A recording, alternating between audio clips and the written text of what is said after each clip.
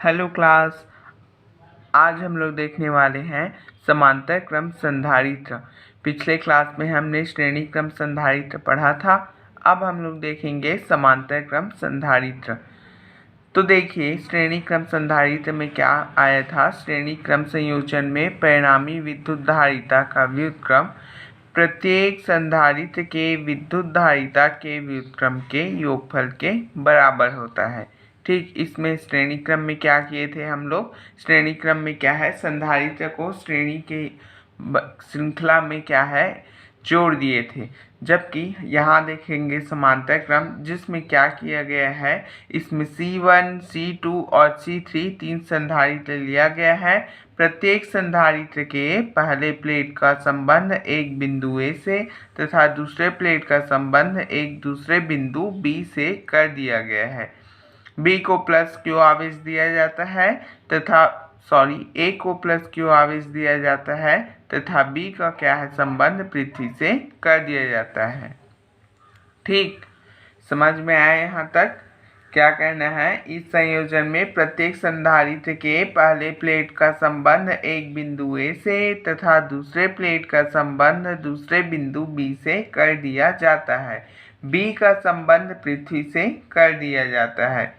बिंदु A को plus Q आवेश दिया जाता है तो क्या होता है, यह आवेश तीनों संधारित्रों में है ना, जो आवेश प्लस Q दिया जाता है तो यह आवेश क्या है, तीनों संधारित्र में समान अनुपात में विभाजित हो जाता है, जिसको हम लोग क्रमशः Q1, Q2 तथा Q3 कहते हैं। समझ में आया यहाँ तक। जब बिंदु A को प्लस Q आवेश दिया जाता है तो यह आवेश तीनों संधारित्रों में क्या है, समान अनुपात में क्रमशः Q1, Q2 और Q3 में विभाजित हो जाता है। ठीक, और फिर यह तो पता ही है कि जब A को प्लस Q आवेश दिया जाता है तो मतलब पहले संधारित्र धन आवेश हो जाएगा, तो इसका दूसरा प्लेट क्या हो जाएगा कि दूसरे प्लेट के निकटवर्ती तल ऋण Q आवेश तथा दूरवर्ती तल धन Q आवेश। तो चूंकि धन B का संबंध क्या है, पृथ्वी से है, अतः समस्त धन Q आवेश क्या है, पृथ्वी में चला जाता है। इसको यहाँ लिखने की कोई जरूरत नहीं। ठीक, हमें बस इतना लिखना है कि जब आवेश A को प्लस Q आवेश दिया जाता है तो यह आवेश क्या है, तीनों संधारित्र में समान अनुपात में विभाजित हो जाता है, जिसे क्रमशः Q1, Q2 और Q3 कहते हैं। ठीक, तो संपूर्ण आवेश हो जाएगा। यहाँ पे जो बताया गया है उसे आपको लिखना है। समांतर क्रम संधारित्र में क्या होता है, कैसे जोड़ा जाता है, इसको आप लिखना है। फिर उसके बाद लिखना है जब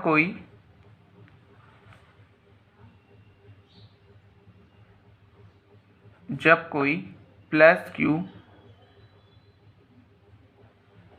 आवेश क्या करते हैं, जब कोई प्लस Q आवेश बिंदु A को दिया जाता है, बिंदु A को दिया जाता है, जब प्लस Q आवेश बिंदु A को दिया जाता है तो यह आवेश क्या है, तो यह आवेश तीनों संधारित्र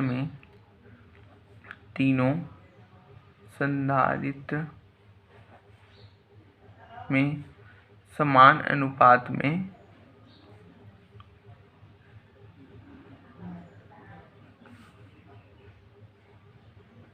विभाजित हो जाता है।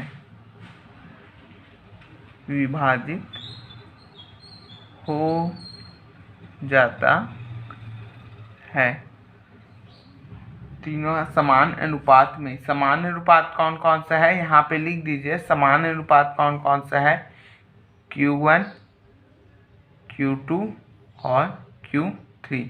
ठीक, समान अनुपात में मतलब Q1, Q2, Q3 में Q1 Q2 Q3 में क्या होता है, यह विभाजित हो जाता है।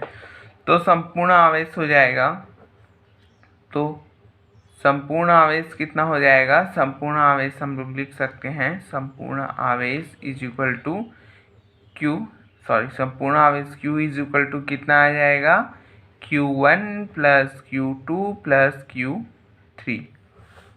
ठीक, हम लोग बता देंगे कि तीनों संधारित्र की धारिताएं क्रमशः चित्र में तीनों संधारित्र की धारिताएं, चित्र में तीनों संधारित्र की धारिताएं क्रमशः कितनी होगी, संधारित्र की धारिताएं C1 C2 और C3 है तथा समान विभव तथा A और B के बीच विभवांतर कितना हो जाएगा, विभवांतर V है। तब विभवांतर क्या होगा, V होगा। विभवांतर यहाँ क्या है, तीनों संधारित्र में बराबर होगा, है ना। प्रत्येक संधारित्र की दोनों प्लेटों के बीच विभवांतर क्या होगा, बराबर होगा। ठीक, तो हम लोग को पता है Q निकालने के लिए फॉर्मूला क्या होता है, C is equal to Q upon V। ठीक, हम लोग को निकालना है संधारित्र का मान। तो हम यहाँ पे क्या कर सकते हैं, यहाँ देखिए Q का मान हम लोग अलग अलग निकाल सकते हैं। यहाँ से Q का मान निकालेंगे तो Q इज इक्वल टू क्या हो जाएगा, Q इज इक्वल टू हो जाएगा, या फिर ऐसे ही कर सकते हैं। देखिए Q इज इक्वल टू क्या हो जाएगा, CV, है ना। तो इस टर्म पे हम लोग क्या नहीं, Q1 के लिए निकालेंगे, Q1 इज इक्वल टू हो जाएगा C1V, Q2 is equal to हो जाएगा C2V और Q3 इज इक्वल टू हो जाएगा C3V। ठीक, समझ में आया। अब ये है हमारा इक्वेशन नंबर 1, ये है हमारा इक्वेशन नंबर 2। ये कौन सा, ये आ गया, ये है हमारा इक्वेशन नंबर 1। ठीक, ये है हमारा समीकरण नंबर 2। ठीक है, अब समीकरण 2 में क्या है, Q1 Q2 और समीकरण 1 में Q1 Q2 और Q3 का वैल्यू हम लोग पुट आउट कर देंगे। तो क्या आ जाएगा, Q इज इक्वल टू आ जाएगा C1V plus C2V plus C3V। समझ में आया। यहाँ तक हमने क्या किया, हमने समीकरण 1 में Q1 Q2 और Q3 का मान क्रमशः रख दिया है। उसके बाद देखते हैं यहाँ सभी तीनों में क्या है, V है, तो इससे क्या है, कॉमन निकाल लेंगे। तो Q इज इक्वल टू हो जाएगा C1 plus C2 plus C3 और V। अब Q का मान समीकरण 2 में रखने पर यहाँ पे लिखते हैं Q का मान समीकरण 2 में रखने पर तो क्या हो जाएगा, C इज इक्वल टू आ जाएगा Q का value C1 plus C2 plus C3 अपान में क्या है, V इंटू V। तो V से V क्या हो जाएगा, कैंसिल आउट हो जाएगा। तो हमारे पास बचा C is equal to C1 plus C2 plus C3। यही क्या है, समांतर क्रम संधारित्र की धारिता का सूत्र है। यही समांतर क्रम संधारित्र की धारिता है। ठीक, यहाँ पे हम लोग निष्कर्ष निकाल सकते हैं कि परिणामी धारिता, विद्युत धारिता प्रत्येक संधारित्र के विद्युत धारिता के योगफल के बराबर होता है। क्या है? परिणामी धारिता का मान निष्कर्ष में हम लोग लिख सकते हैं, यहाँ हम लोग लिख सकते हैं निष्कर्ष में परिणामी धारिता का मान प्रत्येक धारिता के योगफल के बराबर होता है। यही क्या है? समांतर क्रम संधारित्र की धारिता का सूत्र है। तो इस प्रकार हम लोग देख सकते हैं कि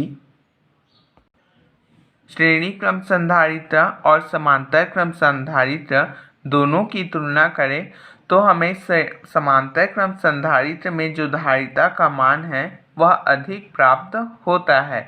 अतः यहाँ पे हम निष्कर्ष में लिख सकते हैं कि जब हमें विद्युत धारिता के मान को बढ़ाना हो तो हमें संधारित्र को सदैव क्या है? समांतर क्रम में जोड़ना चाहिए। जब हमें विद्युत धारिता के मान को बढ़ाना होता है तो हमें संधारित्र को सदैव समांतर क्रम में ही जोड़ना चाहिए। ठीक, अब हम लोग पढ़ेंगे इस संधारित्र में ऊर्जा कितनी होती है अथवा किसी चालक में ऊर्जा किस प्रकार से होती है, इसके बारे में हम लोग आगे पढ़ेंगे। अब हम लोग देखते हैं आवेशित चालक की ऊर्जा। तो क्या होता है? प्रत्येक चालक को आवेशित करने पर कुछ कार्य करना पड़ता है। यह कार्य चालक में वैद्युत स्थितिज ऊर्जा के रूप में संचित होता है। क्या कहा गया है कि कोई भी चालक है उसे आवेशित करने के लिए हमें कुछ न कुछ क्या है? कार्य करना पड़ता है, और यह हमारे द्वारा जो कार्य किया जाता है वह कार्य ही उस चालक में स्थितिज ऊर्जा के रूप में संचित हो जाती है। ठीक है, तो इसे देखते हैं। मान लो किसी चालक को, मान लो ये हमारा कोई एक चालक है, ये कोई हमारा एक चालक है। ठीक, इसे हम लोग क्या है? प्लस क्यू आवेश दे रहे हैं। ठीक, मान लो किसी चालक ए को हम लोग क्या है? प्लस क्यू आवेश देते हैं, तो यह संपूर्ण आवेश जो है इस चालक में एक साथ नहीं चला जाता है ना, इसमें जाने के लिए कुछ समय लगता है। क्या कहा गया है कि एक चालक है जिसे क्या है? हम लोग प्लस क्यू आवेश देते हैं, तो यह जो आवेश है वह उस चालक में एक साथ नहीं चला जाता, बल्कि इस आवेश को जाने में कुछ समय लगता है। तो मान लो यह आवेश जो है वह इकाई रूप में जाता है। तो मान लो पहले इकाई मतलब छोटे छोटे भागों में जाता है, छोटे छोटे भागों में। जैसे 100 कूलाम का हम लोग आवेश दे रहे हैं तो वह क्या है? 1 कूलाम, 2 कूलाम, 3 कूलाम, ऐसे करते हुए 100 बार में 1 कूलाम आवेश उसमें जाएगा। तो इस प्रकार से यह आवेश क्या है? इस चालक में इकाई रूप में जाता है। तो मान लो पहले इस चालक में क्या है? प्लस क्यू आवेश गया है, तो ये क्या हो जाएगा? तो इस पहले आवेश जाने पे इस चालक में कोई कार्य नहीं करना पड़ेगा, क्योंकि यह आवेश क्या है? प्रारंभ में आवेशहीन है। तो आवेशहीन को हम लोग को आवेशित करने के लिए प्रारंभ में कोई कार्य नहीं करना पड़ेगा। ठीक, फिर जब इसको आवेश मिल जाता है तो यह धन आवेशित हो जाएगा। ठीक, अब दूसरा इकाई आवेश जाएगा तो ये भी धन आवेश और ये भी धन आवेश, तो क्या होगा? यहाँ पे प्रतिकर्षण बल कार्य करेगा। तो इसे आवेशित करने के लिए उस प्रतिकर्षण बल के विरुद्ध हमें क्या है? बाह्य कार्य लगाना पड़ेगा। तो और उसके बाद तभी यह क्या होगा? आवेशित होगा और अधिक आवेशित होगा। तो हमें बाह्य कार्य लगा के इसे दूसरा इकाई आवेश प्रदान करते हैं। ठीक, फिर उसके बाद तीसरा जब आवेश यहाँ से इसमें जाएगा तो क्या है? पहले के मुकाबले और अधिक हमें क्या है? बाह्य बल लगाना पड़ेगा, क्योंकि यह 2 बार इकाई आवेशित हो चुका है और तीसरे बार आवेशित करने के लिए और अधिक पहले की तुलना में क्या है? और अधिक कार्य करना पड़ेगा, क्योंकि चालक में अब 2 इकाई आवेश क्या है? पहले से ही विद्यमान है। ठीक, तो इस प्रकार प्रत्येक बार क्या है? चालक को आवेश देने पर हमें कि हमारे द्वारा जो बाह्य कार्य करना पड़ेगा उसका मान क्या है? बढ़ता जाता है। फलस्वरूप इस चालक का विभव भी क्या हो जाएगा? बढ़ जाएगा। प्रारंभ में चालक को आवेशित करने के लिए कोई कार्य नहीं करना पड़ता है, तो क्या होगा, प्रारंभ में इस चालक का विभव क्या है, शून्य होता है। फिर जैसे जैसे इसमें इकाई आवेश जाता है, हमारे द्वारा किया गया बाह्य कार्य का मान भी क्या है, बढ़ने लगता है। तो इस प्रकार क्या है, इसका विभव भी बढ़ने लगता है। तो मान लो इसका अंतिम विभव v है तथा प्रारंभिक विभव क्या है, शून्य है। समझ में आया यहाँ तक? देखो, किसी चालक को आवेशित, मैं यहाँ पे लिख देता हूँ,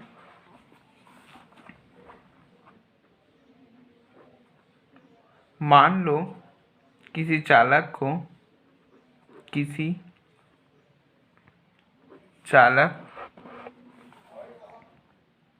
को प्लस q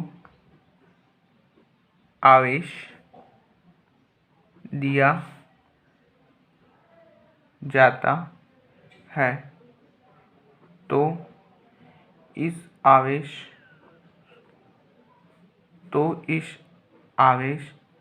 को चालक में जाने पर कुछ समय लगता है। यह आवेश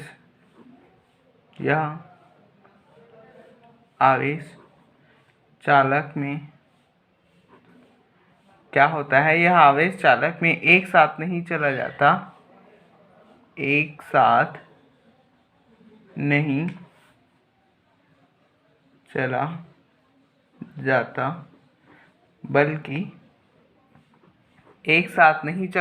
बल्कि किस रूप में जाता है, बल्कि इकाई आवेश के रूप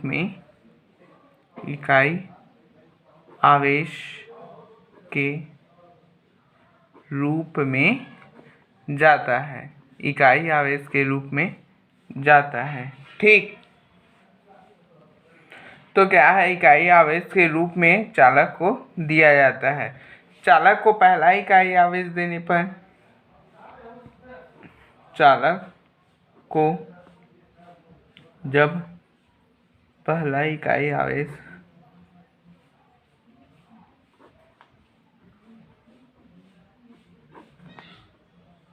दिया जाता है तो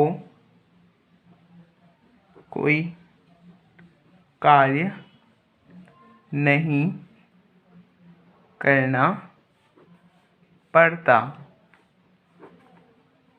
अतः चालक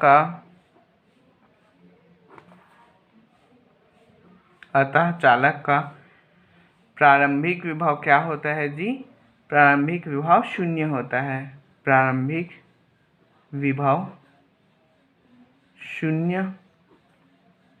होता है। फिर चालक को दूसरा आवेश देने पर, चालक को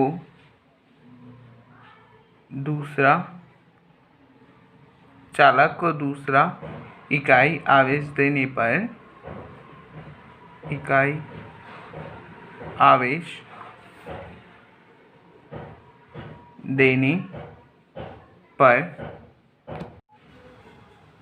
पर कुछ कार्य करना पड़ेगा, क्योंकि चालक पर इकाई धन आवेश विद्यमान है, अतः प्रतिकर्षण बल के विरुद्ध कार्य करना पड़ेगा। चालक को तीसरा इकाई आवेश देने में पहले की तुलना में अधिक कार्य करना पड़ेगा, क्योंकि अब चालक में 2 इकाई आवेश क्या है, पहले से विद्यमान है। इस प्रकार प्रत्येक बार चालक को इकाई आवेश देने पर जो किए गए कार्य का मान है वह क्या होता है, सदैव बढ़ता चला जाता है। तो इस प्रकार उसका विभव का मान भी क्या होगा, बढ़ता जाएगा। मान लो चालक का अंतिम विभव है वह v है, तो हम लोग क्या निकाल सकते हैं, तब चालक का औसत विभव,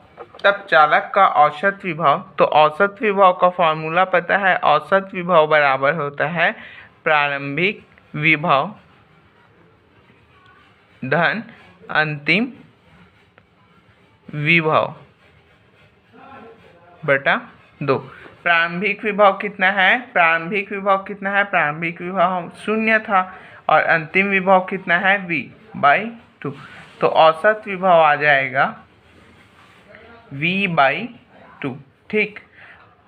अब चालक को आवेशित करने में किया गया कार्य।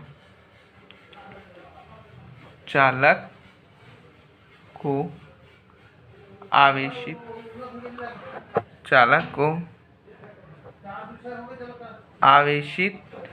करने में किया गया कार्य।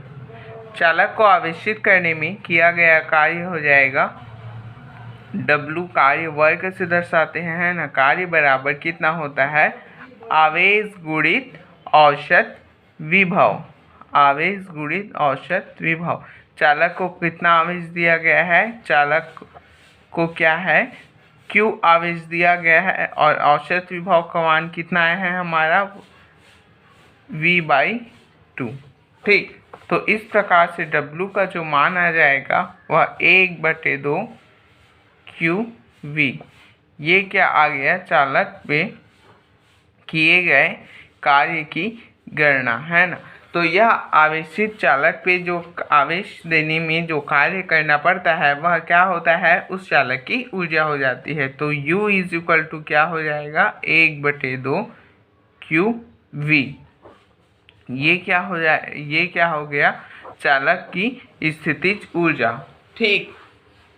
अब इसे हम लोग ऐसे भी लिख सकते हैं, ये समीकरण 1 मान ले। हमें पता है C = Q/V।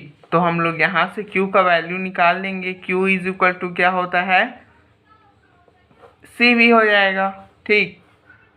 तो समीकरण 1 में Q का मान रखने पर हो जाएगा U = 1/2 CV का वर्ग।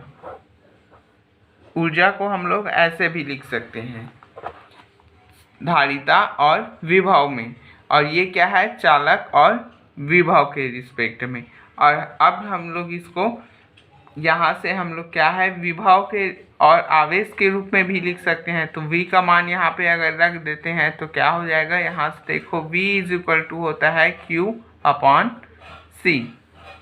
तो यहाँ पे U = आ जाएगा 1/2 C और ये हो जाएगा Q/C पूरे का वर्ग। तो ये हो जाएगा U = 1/2 C का ये क्या हो जाएगा? वर्ग है, तो वर्ग से 1 C कट जाएगा, तो ये हो जाएगा Q²/C। ऐसे भी लिख सकते हैं। तो ये प्रश्न में जैसा दिया गया जाएगा वैसे लिखना है। Q से आवेश और विभव के सापेक्ष बताओ, है ना। संदर्भ में ज्ञात करो चालक की ऊर्जा, या धारिता और विभव के संदर्भ में ज्ञात करो, या आवेश और धारिता के संदर्भ में ज्ञात करो। ठीक। तो इस प्रकार से हम लोग हमने देखा आवेशित चालक की ऊर्जा के बारे में। अब हम लोग देखते हैं कि चालक में जो ऊर्जा का वो पुनर्वितरण है ना, आवेश का पुनर्वितरण किस प्रकार से होता है, इसको हम लोग देखेंगे।